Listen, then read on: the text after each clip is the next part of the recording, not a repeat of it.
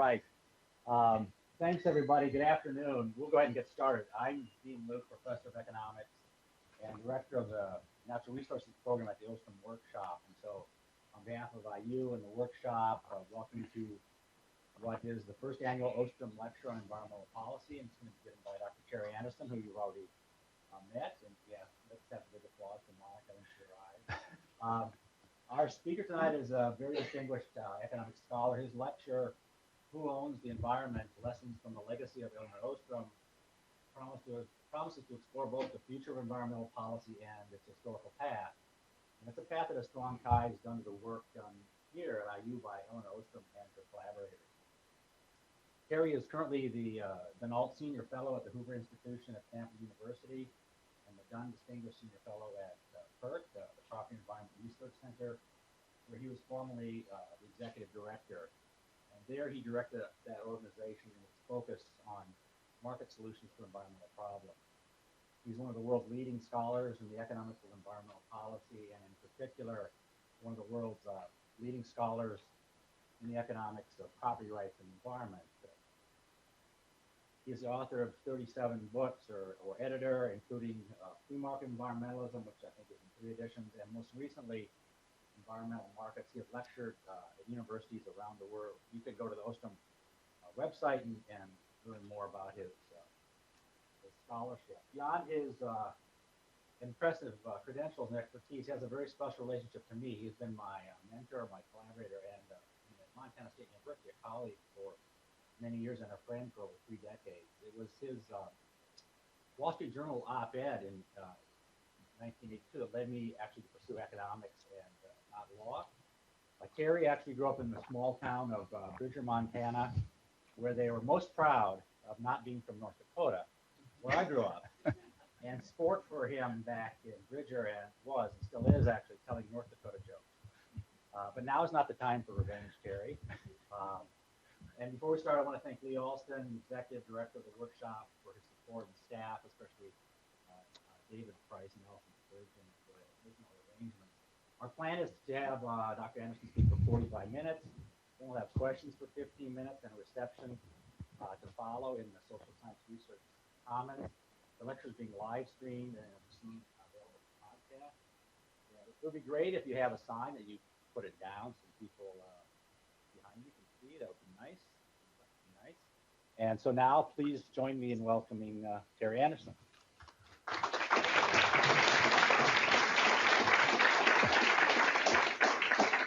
Thank you, Dean. I can see the saint coming. So she's just down the hall.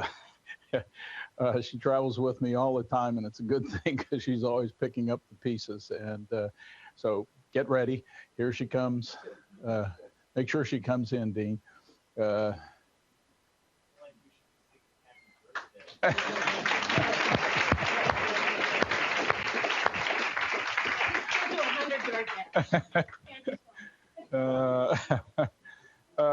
Well, Dean's right. I did grow up in a small Montana town. I'll tell a joke on myself. It was a town in which the high school was 100 people. My class was 20, and I was number 1 because the smart girl moved away. But it makes me the top 5% of the class, which not many people can boast. It's a great pleasure to be here and a great honor to be here because of the name attached to the workshop and to the center, Elinor Ostrom. I knew Lynn from visits to Montana, visit to Stanford. Wished I had known her better, but I certainly know her writings. And if mine influenced Dean, you can be sure that hers influenced me and many other people probably in this room. Lynn, I think, won the Nobel Prize in part because she wasn't a technical economist. She her work was not filled with equations and lots of econometrics. It was very readable. And it made her just a wonderful, wonderful person. But because it sort of doesn't have that solid economic grounding, I thought I would start by providing some of the important kinds of understanding you need of economics to really appreciate what I'll be talking about today. So I want to first start just give you a little lesson in isoquants. isoquants are this really important graph that we economists use to determine the trade-offs between inputs that we use to produce outputs. And so in this case, we have labor and capital and resources, and they'll put those together, and they help us produce these outputs that are shown along these isoquant lines. And for those of you who've had economics, that's just a repeat. So I'll just kind of skip over that one. But it really is useful, because if you take that one and put it into this graph, which is just the right-hand side came from the previous graph, and you now put it into this one, you're able to compute and plot out this resource conversion path, which tells you how you could produce things efficiently if you really were on the resource conversion path and stayed on it perfectly. And well, you probably can just get that one. It's pretty intuitive, I think. So let me just move to the next one, which then takes all that stuff from the other ones, the outputs and so on, and put them into a utility space, because what we really care about is human satisfaction and utility here. And so I'm plotting here the utility of individual X against the utility of individual Y, and we have this utility, this welfare function shown here by these WW curves. And if we know back from the other one how to produce everything efficiently, we can get this production frontier. And if you know all that, you're able to get to omega, which is the bliss point. And if you know all that, get another life. Indeed, that's the kind of things that we economists have to suffer through in graduate school, and then hopefully we just put to the side. And it leads not to North Dakota jokes, but to economist jokes. And the most important economist joke I got recently while giving a speech was, you know what an economist is, don't you? And the answer was, it's someone who's pretty good with numbers, but doesn't have enough personality to be an accountant. So I got my accountant's hat here.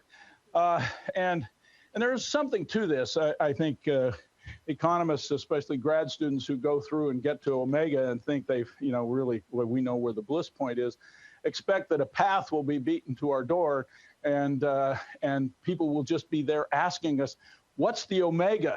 Tell us where omega is, whether it's omega for number of highways we should have, or omega for number of species we should save. We economists think that this graph really is useful, and yet, I don't know about Dean and Lee and the other economists in the room, but the path to my door is not exactly well trodden, at least when it comes to finding omega and the bliss point. And I pondered that, and now I want to turn to why I think that is, and I want to do it in the context of an issue near and dear to those of us who live in Montana, namely reintroduction of wolves into Yellowstone Park in the Clinton administration in 1995. And so the economist would ask, well, what's the omega level of wolves? How many should we have? And we would answer it by saying, well, if we just know the marginal benefits and the marginal costs, we can find omega down there on the number of wolf axis, and we'll know bliss point. But again, nobody really cares about omega when it comes to wolves. And if you think about it, it's pretty easy to understand why. And it has to do with the fact that how people view wolves really does differ significantly depending. So I've taken my economist hat on. So I thought I'd say it varies depending on the hat you wear. So if you ask how do people who wear this hat think about wolves, they see wolves as these critters that come along and eat their sheep and eat their lambs, their livestock, and are very much opposed to wolves. In fact, they thought we had the optimal number, and we worked hard to get there. We had none. And we got there by poisoning them, trapping them, shooting them, doing whatever it took to get us 0 wolves. And so the ranching community said, we have the optimal number of wolves, none.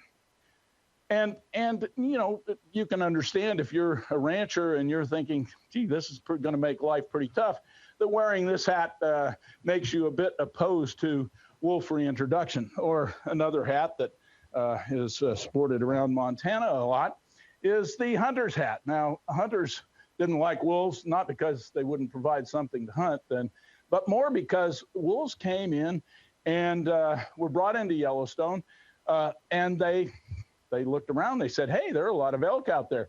There were around almost 20,000 elk in the northern herd when wolves were brought into Yellowstone. Now there are slightly more than 5,000. But when these elk would migrate out of Yellowstone in the winter, they provided an opportunity for the hunter to get that trophy elk. And so hunters were like, we don't want wolves. We like 20,000 elk in the northern range migrating out. It provides us that trophy for the wall.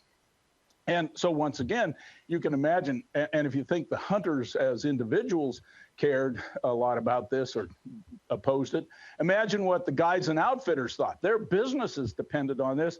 And now there's hardly, used to be, there was a season on the northern border of Yellowstone where this hunting took place as the elk came out. That season has been abandoned because there just is no need for hunting as a way of manipulating the elk population. What we have now are wolves eating elk, reducing the population. And as a result, the ecosystem of Yellowstone has changed enormously. And so we might then ask, well, how did we get wolves? Did anybody really like the introduction of wolves? And here I want to make sure I give credit to Dean Luke because he helped me get this hat. Imagine how you feel if you work for the National Park Service, and here's your chance to bring in wolves that have been exterminated from the greater Yellowstone ecosystem. And so here's your chance to bring them in, bring back elk to the park. And I sat with one of the assistant rangers when this was happening, and she said, we're going to bring back the last missing link in the ecosystem. Now imagine you want to manage Yellowstone in the best way possible, and here's your chance to really make a difference. And so people managing Yellowstone thought this was great, to say nothing of the fact it brought in lots of research dollars, it brought in lots of researchers, and it brought in more visitors. Aha, visitors mean more budget. Not more revenue, because we don't collect that much revenue as we charge people to enter Yellowstone, but they brought in more budget because you could say, we have more people who care about Yellowstone. And the bear disappeared as kind of the reason you went to Yellowstone, and the wolf now is what it's all about. St. Monica and I took our granddaughter to a place just beyond this a couple of winters ago, and as we pulled in, we got to the edge of the into the park. There's this parking lot, and there must have been 10 cars or so, and people are out there with thousands of dollars worth of spotting scopes. And as we pulled in, they were so excited to have us come to them.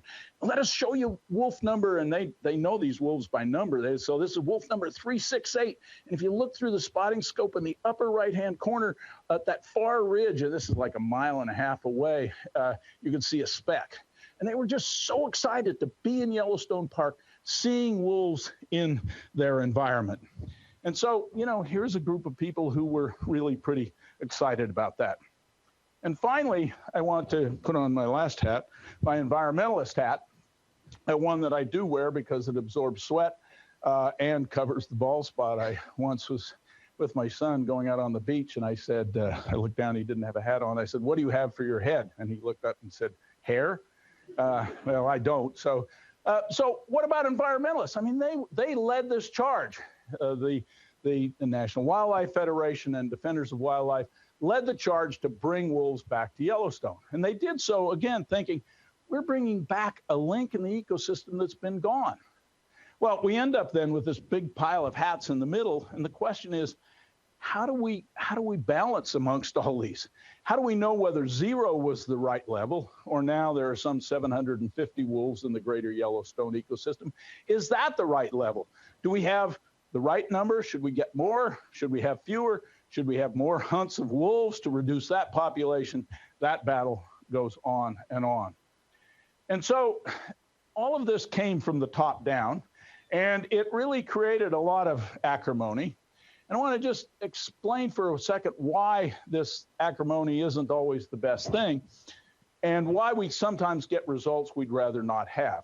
I'll come back to wolves in a second, but I want to just take 1 second to talk about the kind of top-down management of species that we use called the Endangered Species Act. And so we pass a law in the early 1970s saying you can't take endangered species. And the primary one at the time was really the bald eagle, but there were lots of others that we listed, the red-cockaded woodpecker, and so on. And the idea was that if you took these, we would lead them to extinction, and even even when I put on this hat, I don't think that extinction is the right number, the omega number. So how do we decide what to do? And the answer with the Endangered Species Act was to tell people, not only can you not take species, but you probably, which meant, shoot a bald eagle with a 12 gauge shotgun. That was clearly a take. Putting some poison out on a dead carcass, thinking that the bald eagle would eat it, that qualified it as a take too, because that's what you were trying to do, take the animal. But what about taking habitat? And so I want to turn to a species where the effect of this really is manifest, and why we need to look for improving on some of these solutions. This is a picture of a red-cockaded woodpecker and the kind of tree it lives in. This is a species that lives in the southeast. It's been on the list virtually since the start of the endangered species list. And as a result of being on the list, you can't take them. And again, that means shoot them. But what if taking also means cutting down trees that they live in?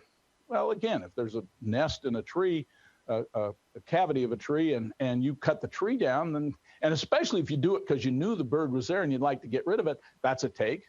Well, what if you took a tree that didn't yet have a bird living in it, but had a bird looking around for a new home? These things live in colonies. So you can imagine, I always sort of kind of envision they don't really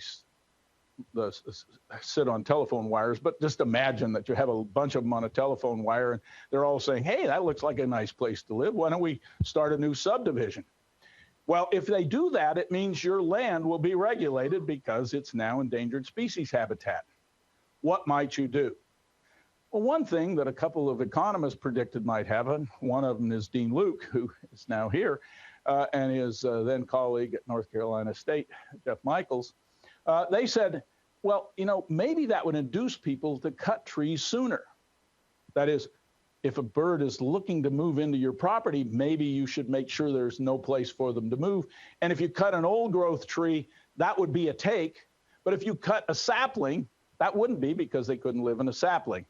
And so Dean and Jeff looked at the results of this, and I hope I've done a service to Dean with this diagram. It's certainly taking a lot of sophisticated data analysis. But what they found was the older the tree and the more woodpeckers there were around, the more likely it was that you would cut the trees down.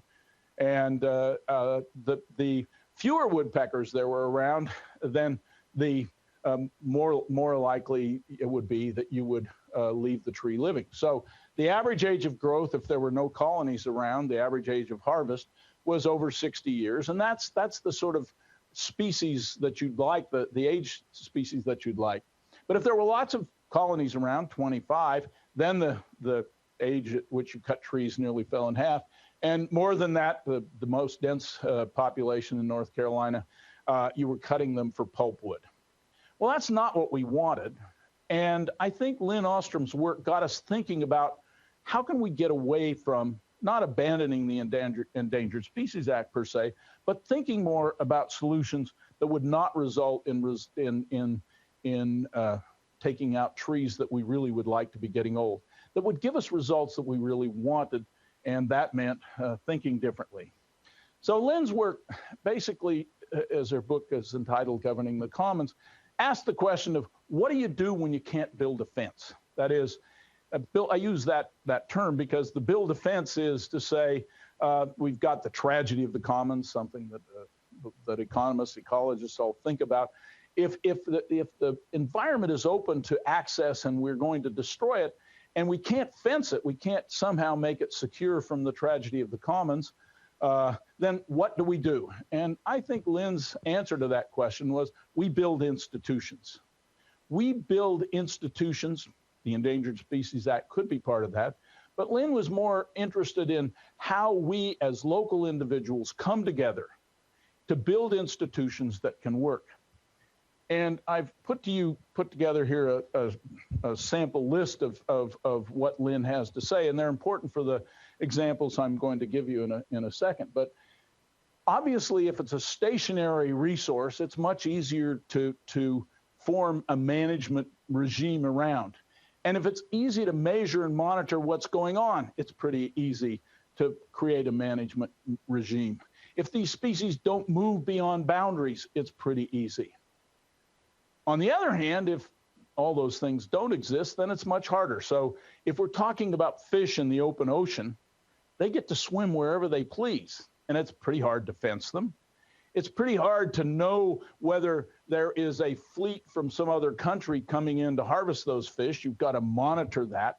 So it's much harder to create institutions that will work if we have an open access fishery in the open ocean. It also matters how those are sort of characteristics of fish or the resources in question, and Lynn categorized them that way. And then there's the kind of, what are people like?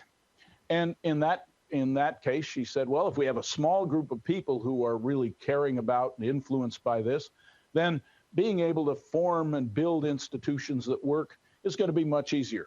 If we share customs and culture that are in common, it makes it easier to achieve build these institutions from the bottom up. If we're a pretty homogeneous group, it helps, because then we have customs and culture that are the same. We share language and so on. If we have repeat dealings with one another, that is, every day we have to look at one another in the face as we walk down the street, then it's more likely we're going to say, geez, I don't want to violate the rules that govern the commons. And then finally, if when we come up with solutions, there's no higher level of government that comes in and says, well, we don't like your local rules, we're going to trump them with something else and take them away. So those are the characteristics. Now let me put this in the come back to wolves if I can, and talk about the guy from whom I really borrow the red bandana. His name is Hank Fisher. And Hank truly is a card-carrying environmentalist, if by that you mean he works for environmental groups. He worked for Defenders of Wildlife when wolves were reintroduced into Yellowstone. And Hank was passionate about this. And I got to meet him when he was involved with this reintroduction. And it was just his life focus. How do we get wolves back into the Yellowstone ecosystem? And Hank tells this wonderful story. I guess it's wonderful. It might not have been if you were Hank, but he went to a place called Ashton, Idaho, which is on the western border of Yellowstone, to meet with a rancher group to try and convince them that this was a great thing. We were going to bring back the wolf to the ecosystem and so on. Hank said he walked into the room and he looked out, and you can imagine he's up front here, and all of you are wearing one of these hats. And he told me, he said, I was pretty sure this was going to be a tough sell. And when it came time to start, one of the people in the back said, Hank, ain't nobody shot you yet or killed you yet. I like it. It was killed, not shot. And Hank was like, oh boy, this is going to be a tough sell. But Hank was truly a Lynn Ostrom, an entrepreneur. I call him an enviropreneur, environmental entrepreneur, because he understood that this pile of hats up here was creating a lot of controversy. And he understood why the people wearing this hat in particular didn't like what he wanted. And so he started asking, is there a way that we can use local mechanisms to reduce the acrimony that this pile of hats represents? And Hank is truly a hero of mine. He came up with this idea. He got an artist in Missoula, Montana, Monty Dolak, to paint a painting of imagining what wolves would look like in Yellowstone. He then took the painting, so you've got wolves howling before the geyser basins, a moose in the background, and some bison. I might note that the moose wouldn't be just standing there if the wolves were really howling there. The moose would be saying, I think I better get for cover. But at any rate, he had this poster. Monty Dolak painted the poster, painted the picture. Hank produced it into a painting or a poster about that big. And he sold the posters for $35. And he took the money from those. He raised over $100,000 from the sale of posters in the first year, and he put it into a trust fund in a Missoula, Montana bank where he lived. Now, you might say, well, how did he raise that much money? Well, because some people cared about wolves. They wore the environmentalist hat. And they said, we really would like to see this, and we want to put some money towards wolves. Hank didn't raise the money just to lobby more. Hank raised the money for one purpose. He said, if a wolf kills livestock, we will pay for that. Well, all of a sudden, ain't nobody killed you yet turns into, well, he's not an evil person, at least.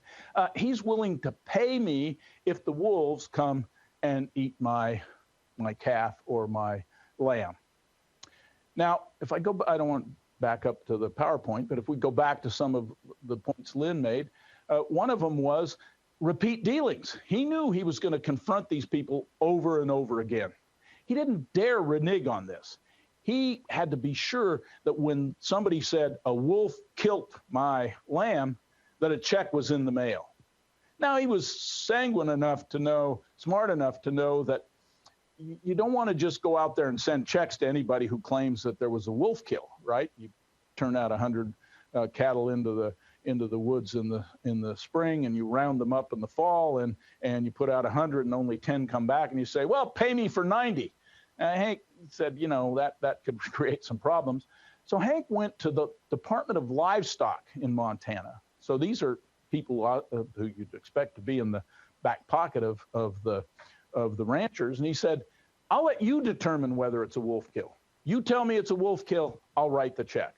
And the check will be for whatever would be the value of that lamb or calf if it grew to maturity. And if it was a cow that had a calf in her, then he paid for the cow-calf pair. So he was, you know, he wanted to be as upfront as possible. Well, all of a sudden, the ranchers were saying, wait a minute, this guy's kind of part of our community. And he turned this thing around by doing what Lynn Ostrom talked about, by building institutions to govern the commons that utilize the kinds of things that she talked about. Now, as the wolf population grew, I have to back up and ask one question. How many of you bought the poster? Oh, wait, you are all free riders? That is to say, I bought one, and I know lots of people who bought one. You didn't buy one. You're getting a free ride on the money we put up to make this thing happen. I hope you feel a little guilty when you go home. Go on the website. You can still buy them. Google posters for wolves or whatever, you'll find them. So he was using this in a way that followed the kind of institution building that Lynn Ostrom taught us about. And I don't think Lynn, if she knew about Hank, I don't think she knew about him. If she did, she would have written about him, I'm sure. And today she could even write more, because Hank finally turned the wolf thing over to Defenders of Wildlife and the higher ups there. By the way, he partly did it because he sensed they were going to turn it over to the federal government. They were saying, well, you know, because all you guys are free riders, we'll get the federal government to pay. And Hank said, once that happens, the likelihood that the ranchers are going to be happy with this is very low, because they're going to have to fill out form after form to get compensated for any livestock killed. So Hank said, I'm out of here on this one. And he now works for the National Wildlife Federation. There's another issue in Yellowstone, bison. Bison migrate out of the park, and when they do, they carry brucellosis. And there's concern that brucellosis will be transmitted to cattle. If done, cattle will abort their young. If a cow in Montana is found to have brucellosis, they can quarantine the entire state of Montana cow herd. Okay, that's a lot of cattle. And that means you're down here in southwestern Montana where Yellowstone is. If one bison transmits brucellosis to a cow there, a cow in eastern Montana can be kept off the market because of the quarantine. Well, you can imagine, again, the ain't nobody killed you yet kind of mentality arises out of this. Hank said, well, the problem is that the cattle are in the proximity of the bison. Why don't we just move the cattle? And so he's gone around and had coffee with ranchers, some of whom he met when he was involved in the wolf program. And he's gone around and said, what if I pay you to move your cows? I'll provide you some alternative grazing away from the harm that bison could bring to you. Hank Fisher has single-handedly retired 800,000 acres of grazing land around Yellowstone Park. It hardly even makes the news. But if he had gone to the federal government and said, abandon grazing, it would have definitely made the news. what Hank did was built institutions of the kind that Lynn Ostrom taught us about, and he did it with the kinds of tools that Lynn found existing in other places. So with that backdrop, I want to give you suggest that there's been a bit of a paradigm shift among some environmentalists, at least people I call environmental entrepreneurs. And I'd like to take a little credit for that with a book that my co-author Don Leal and I wrote called Free Market Environmentalism. We published this book in 1991. And when we did, a reviewer of the book said, free market environmentalism is an oxymoron, and the authors are the moron part. And I even had to laugh a little bit of that. I wanted to use it against somebody else and haven't had the opportunity. And I have to say, when we wrote that book, it was kind of sitting back, trying to imagine the kinds of solutions that would come about if we utilized Lynn Ostrom's teachings. If we tried to figure out the kinds of solutions that Hank Fisher talked about. If we harness market forces that do a lot of good, they produce a lot of food, they produce clothing, they produce shelter. Can we harness them to produce environmental goods? And that was the question Don and I tried to answer. But I'd call it, didn't have those early graphs in it, but to be sure, it was more like Lynn's writing. But it was kind of theoretical. And then in 1992, in 2001, the first one was 1991, 2001, we published the second edition. And by this time, all of a sudden, we had the Hank Fisher stories. We had stories, and I'll give you a couple of them, of environmental entrepreneurs who were taking markets and harnessing them to achieve environmental ends. And we didn't pretend, and nor did the people that we featured, suggest that, hey, this will solve all problems. Just let markets go and all will be well. And I'll get to one of those at the very end, where that's definitely not the case. But we found a fair number of cases. And then finally, in 2015, we published the third edition, and we added a tagline to the title. We might well have changed it to Governing the Commons, but Lynn had already taken that one. So we called it Free Market Environmentalism for the Next Generation. And it was sort of a double entendre. First off, the chapters in it are co-authored with young people who are the next generation, who are thinking out of the box in terms of how to solve environmental problems. And it's the next generation because Hank Fisher has left behind him a lot of people who are trying to emulate what he did. How can we resolve this conflicting pile of hats and get to the things that we really want? In his case, more wolves in Yellowstone. So let me give some examples of free market environmentalism at work. But first, just quickly say, the tenets are quite easy. First off, people, the environment, markets, they're all dynamic things, or as my good friend ecologist Dan Botkin puts it, the environment isn't a Kodachrome moment. And for those of you who are a little younger, that's the kind of thing we used to use a camera for and you use your cell phone for, but it's a moving picture, it's a video, and it's always changing. And so we need institutions that are changing. And again, Lynn was very much aware of how local people involved with those institutions understood that evolutionary process. And then the second part of free market environmentalism, which Hank understood, is incentives matter. And I used to say, incentives are really important. And to understand how important they are, no one washes a rental car. And then someone said, wait a minute, that's not true. Hertz washes rental cars every time you return it. And they do it because they own it. And so the question is, how can we get people to be stewards of the environment in the same way that Hertz is a steward of its rental cars? Well, I want to talk just briefly about a historical example near and dear to me, partly because it's a Montana one. Montana, the Lonesome Dove movie, if you've watched it, or the book, if you've read it, was a scene like this in the 1860s, as cattle were being driven up from Texas to graze that lush grass was out there on the plains. It doesn't look all that lush in this picture, but it really, there was a lot of grass at the time these cattle were moving in. And the economist in me looks at this and says, uh-oh, this is a problem waiting to happen. If they keep coming, and they did, then we're going to have a problem in that we'll have overgrazing of the range. Well, the Lynn Ostrom solution, the governing of the common solution, arose very quickly in the case of cattle in coming into Montana. And it arose as people got together and met the new cattle herds as they arrived. In other words, the people who were there first said, howdy, partner. The range is closed. We don't need more cows here. And they called themselves cattlemen's associations. And they met you with a line of cowboys who had guns on their hips. And they said, you know, this range is closed. You can't move your cattle in here. And if you tried to, they sort of took care of it on their own. Well, the point here is that this local solution, Cattlemen's Association, prevented the tragedy of the commons. And it resulted in people owning land. It was all done through customs and culture. There was no federal government there. There wasn't even a state government in Montana at this point. But they owned the land, and they had enough title to it that there was a market for these customary grazing rights, as they were called.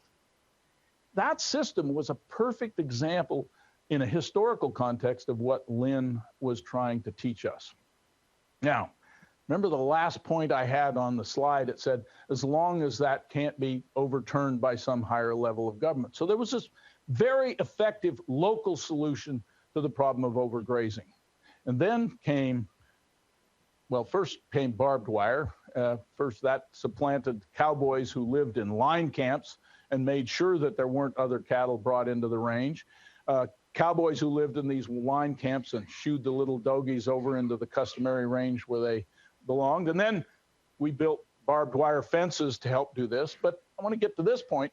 Eventually, we passed the Homestead Acts, and we said, we're going to ignore those customary grazing rights, and we're going to create private property rights of 160 acres, then 320, then 640. And it meant that we pushed out the kinds of institutions that Lynn taught us about. Well, the result was the homesteaders came in and said, we don't respect your fence, and they cut them down. And guess what? There were lots of conflicts. This pile of hats was very big. It was white hat against black hat. And the result was that the little homesteads couldn't make it. They weren't big enough. The customary range that existed started to be overgrazed.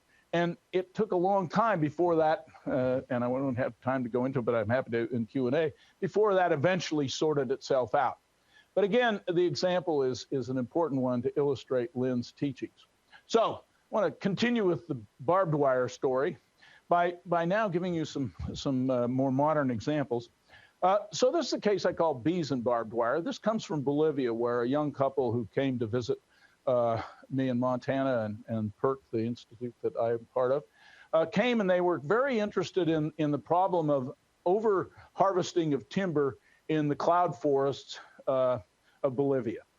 And the problem was manifesting itself in the form of lower water flows and more siltation of rivers in the lowlands where people were engaged in agriculture. Well, you can imagine, again, I could get the hats out. The people down here don't like the people up there, and so there's conflict.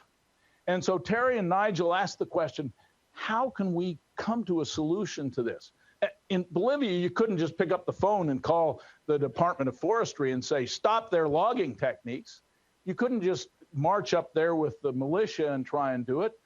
And so they had to search for a solution that they thought would be far better. And what they came up with was, suppose that the local farmers bought beehives for the people living in the forests.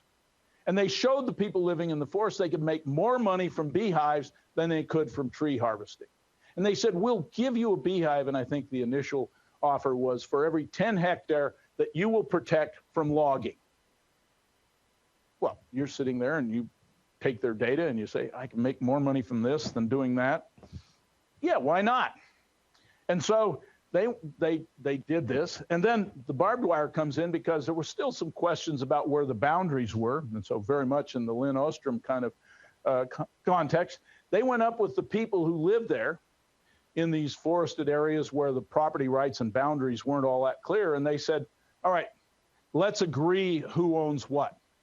And so they took a GPS and they walked around and they said, all right, where is the corner here? And finally, you would say, no, it's a little that way. And you would say, no, it's a little that way. And they just stood there until finally you two agreed on it. And then they clicked. and they put that down on a map. They posted the map down in the village. Now everybody knew where the trees were being protected, who they were being protected by. And if you were out there cutting trees you weren't supposed to be cutting, they came to visit you. This was a case, again, of a Lynn Ostrom solution that I think illustrates the importance of doing these local things. Here's another example. I mentioned fishing. This is a picture of the opening day of the Bristol Bay salmon fishery in Alaska. I've always just kind of wondered, how do you possibly not just get all those nets tangled up? But this is the derby fishing. You race out there and catch it when you can, and if you don't catch it, someone else will. But one group of fishermen, recognizing how absurd this was, created the Chignik Salmon Coc. There were about 100 fishermen in the Chignik area. And they got together and they said, look, let's all agree on how to reduce fishing amongst ourselves. We'll make more money. We won't chase these fish around. We won't tangle our nets. About 70 some of these fishermen joined the co-op, and they agreed to pay the other 30 who didn't join out of the receipts that they were now higher because they didn't chase them around. They said, you don't want to join the co-op. Just sit back on the bank and we'll give you a check at the end of the season. I'm simplifying a bit, but you can read about it in Free Market Environmentalism if you like. So they create this co-op, and then a couple of the fishermen get a little greedy, the fishermen who aren't fishing, and they say, we'd like more money. We don't like the distribution you're using. It was basically an egalitarian one. It was the same amount went to everybody. They said, well, we were really better fishermen than the rest of you. We could make more money if we weren't with you. So we don't like your co-op, and they filed suit against the co-op as an infringement, as an example of trying to mess with interstate commerce and create a monopoly.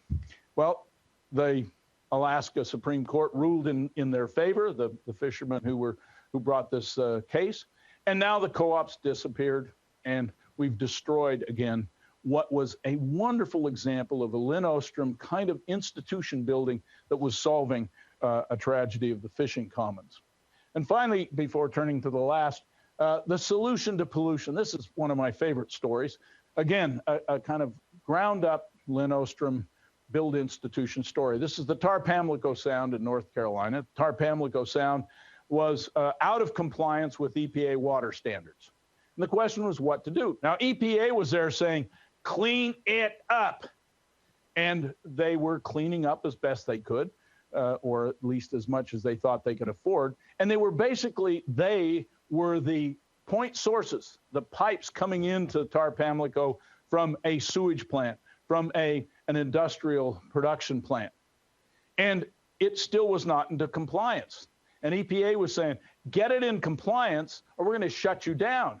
Now, local communities are like, don't shut down our sewage plant, we'll be in big trouble. And factories were saying, we can't pay more. You know, whether they were telling the truth or not doesn't really matter. They were saying we couldn't clean up more. Well, along came another group, Environmental Defense Fund. Again, I think some people who now are very entrepreneurial, and they said, we've got a solution to this. If you look at what's going on here, forget all the others unless you really want to be bored with data and be like an economist, not too good with numbers. Look at the bottom two. Cleaning up point sources of pollution, of emissions from these plants and sewage plants was incredibly expensive.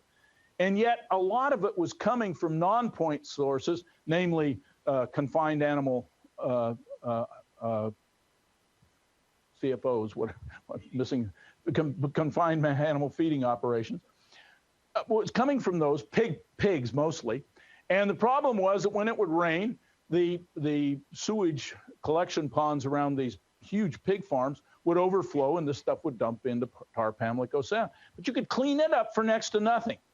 And so EDF created this co-op, essentially an association, a Tar-Pamlico River Association. The point sources contributed money into this, and then EDF helped distribute that money out to the farmers who then could clean up their gunk. And you can look at the cost savings here of going to a Lynn Ostrom build a new institution solution. And it worked effectively to overcome what would have been just another mess of fighting and probably wouldn't be cleaned up to this day. Well, we have to talk about the mother of them all, And if Lynn were here, she might have some ideas that I don't have. Al Gore is not the mother of them all, but global warming today is the mother of all problems that we face.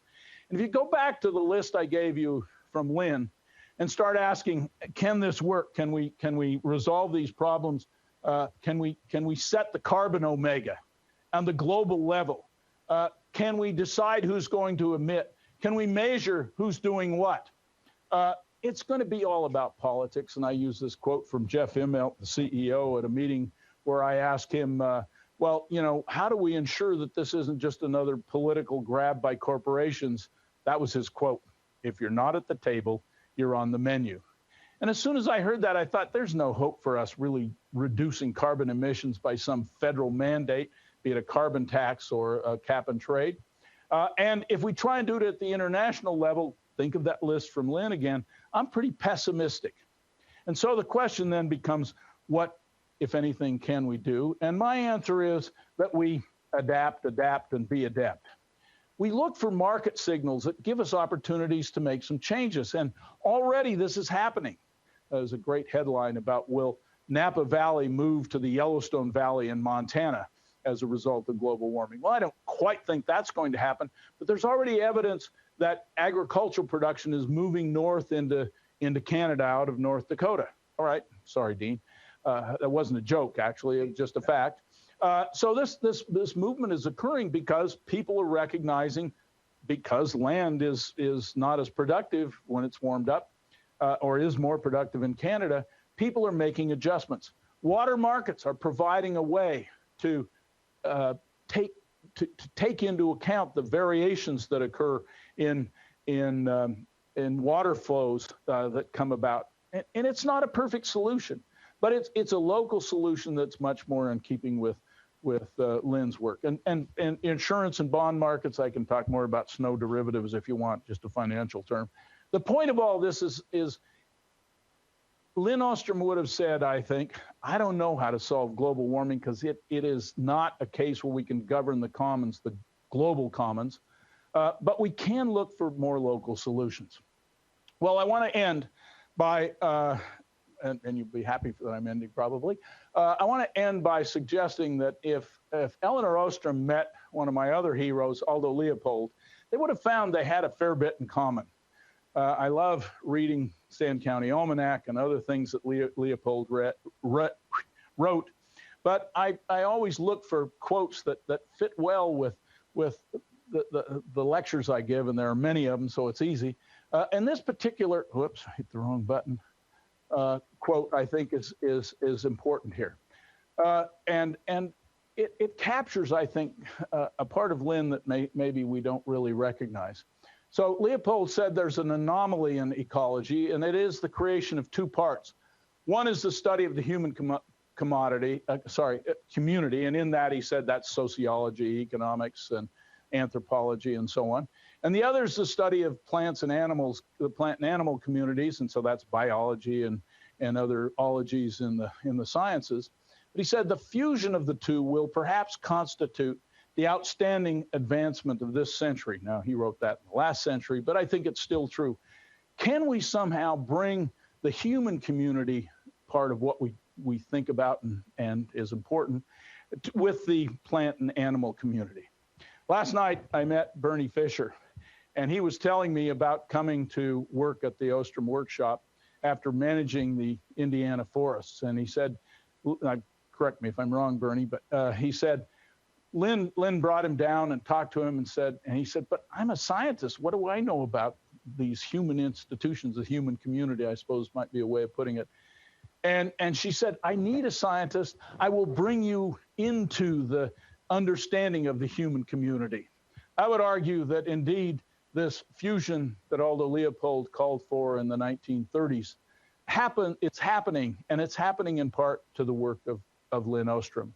She was a leader in this way, and the more we can do to embrace and understand what she had to teach and bring the human community with the science, with the plant and animal community, the better we'll be able to solve environmental problems both now and in the future.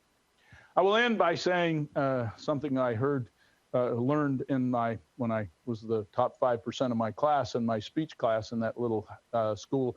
And it was, when you're speaking to the public, you should speak up. You should stand up to be seen. You should speak up to be heard. And you should sit down to be appreciated. I'll do that. Thank you very much.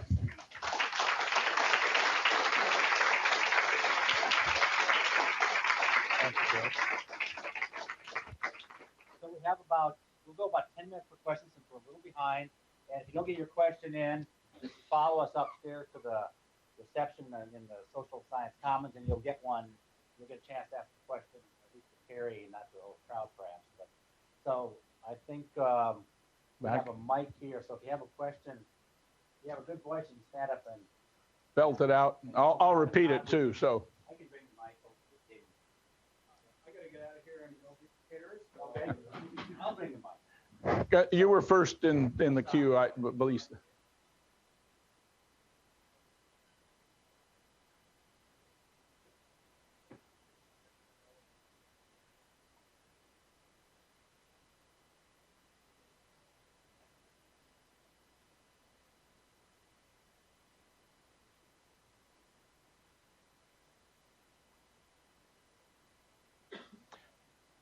Yeah.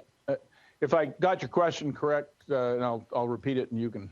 I always repeat it in a way that I can answer it, so I'll cheat you a little bit, perhaps. But so the question is, if there isn't a Hank Fisher, isn't an environmental entrepreneur, is there a role for government to help solve these problems? And the answer is emphatically yes. And the question then that is to be answered is, what government and what role? So when we say government, the cattlemen's associations I talked about were kind of a government. They had guns. That makes them a lot like government.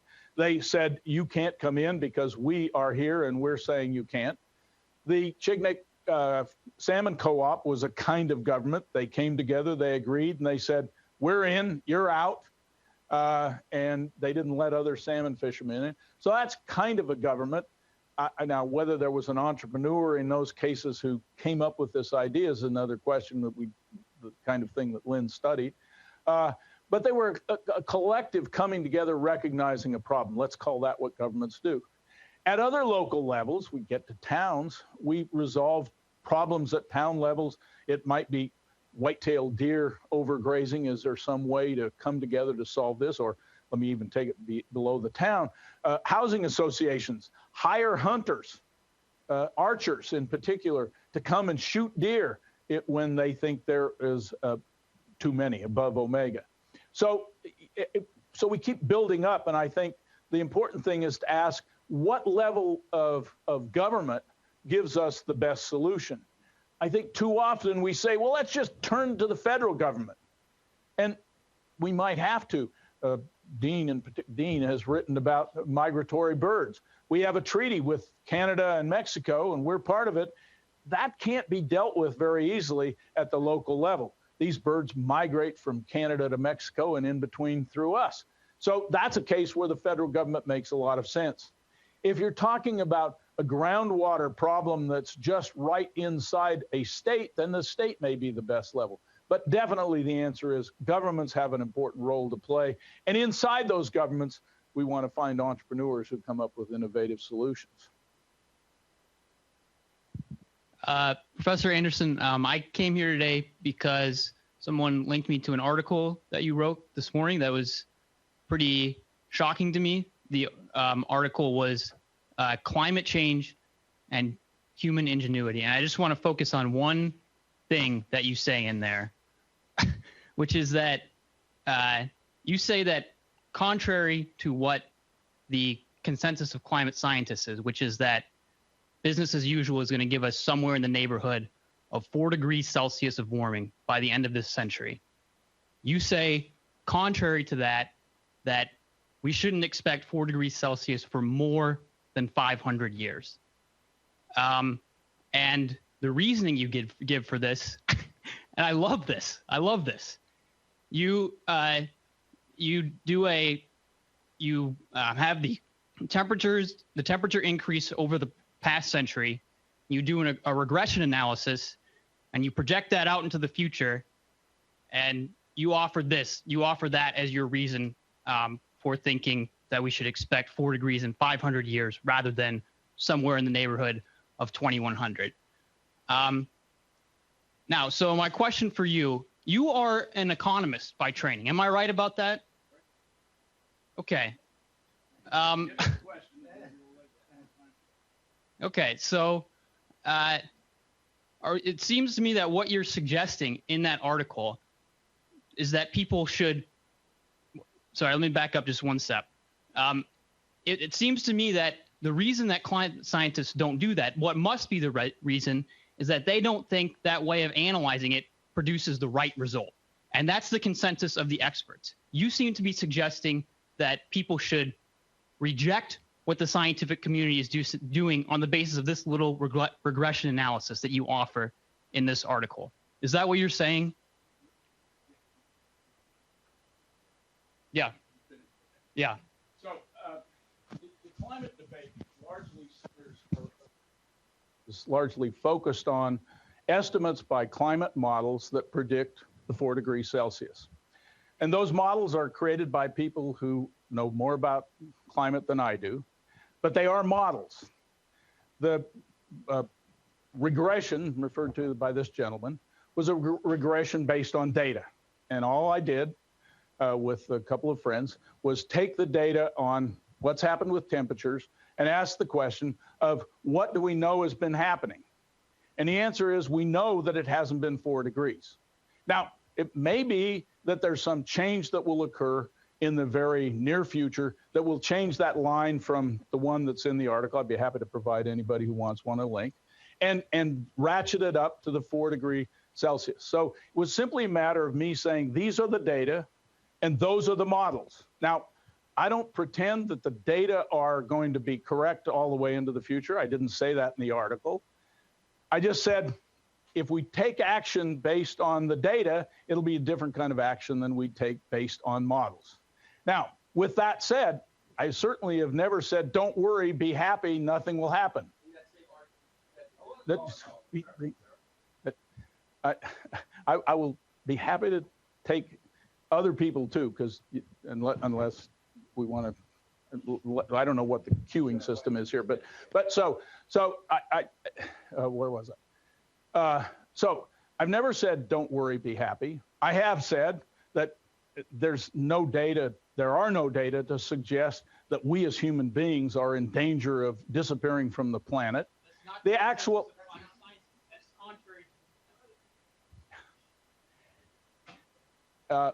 if you look at the models and the predictions of species extinction, for example, those predictions are based on models. You cannot find data to support the predictions of the model. Now, I'm being an economist scientist now. I'm putting on my economist hat here. And when I put it on, I ask, what is your model and how do the data comport with that model? The fact is, and we'll debate this after if you like, but I'm not going to spend more time here. This is just simply a statement that there are no data to suggest that we are having mass species extinction. Simply the data don't exist. There are models that predict it. There are no data. You cannot find those data. I went at Stanford, I talked to some of these people, and the data aren't there. Now, again, does that mean that we have the right data? Does it mean that some change might not occur in the future? I don't know. I'm just simply telling you what the data are relative to the models. So, and again, I'm not saying, don't worry, don't. One more question. So in a guest essay, for sure, sir. So in a guest essay, Ostrom for Grist.org in 2008, she said that, quote, stabilizing concentrations of greenhouse gases in the Earth's atmosphere at a level that will fulfill the mandate of the UN framework concentration on climate change to avoid the dangerous anthropogenic interference with the climate system will require drastic departures from business as usual, and that climate change represents, quote, the greatest and widest ranging market failure we have ever seen. So with your advocacy for entrepreneurial adaptation as opposed to government policies for regulating the climate, are you not misrepresenting Ostrom's legacy by operating in this space in environmental consciousness? I didn't come here to represent Elinor Ostrom's legacy. I came here to show how her legacy fits into a framework for thinking about solving environmental problems. Lynn was and still would be if she were around to that statement.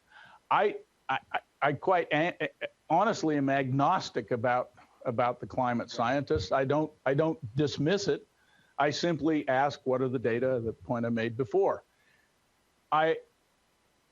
Lynn would be equally pessimistic about the prospects of achieving omega, as I put it with respect to carbon, for all the reasons in her models. We don't have a way to measure and monitor global carbon as it's emitted by individual countries. That is to say, if a country wants to admit it, we're going to be very hard pressed as a global community to measure and monitor what goes on. Moreover, we're going to be very hard pressed to actually enforce what those levels are. If a country says we're not going to live by the whatever accord we're on, then there is no way to enforce against that. Well, there are, but I don't want to think about what those enforcement. Well, I don't want to say it because the enforcement mechanism would have to be some global power taking action to tell those people they can't emit carbon. Again, if we want to debate whether we want a global government doing that, we could debate that at another time. I think that's a dangerous step to make. So the kinds of things Lynn said don't work for carbon. It's not easy to measure and monitor. It's not easy to enforce. We certainly don't have a global community that has homogeneous people all wanting to say, get together and let's all be happy together. We just don't have the kinds of things that Lynn wrote about and told us could work for managing the commons at more local levels. She would not, I don't think, based on what she wrote, ever suggest that cap and trade is going to work, that carbon taxes are going to work. Now, that might mean that she would say, we really should think about how we could come together better and change our behavior. A great thing.